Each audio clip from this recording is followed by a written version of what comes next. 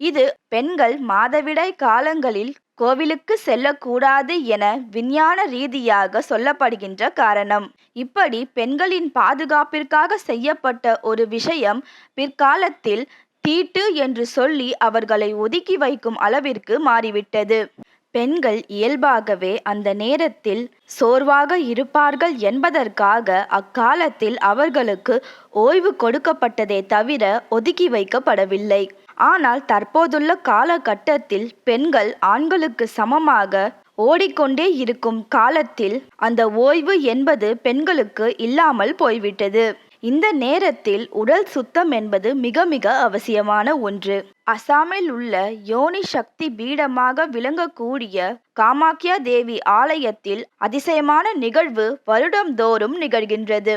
நமக்கு எப்படி மாதவிடாய் காலம் 3 நாட்கள் உதிரப்போக்கு இருக்கின்றதோ அதே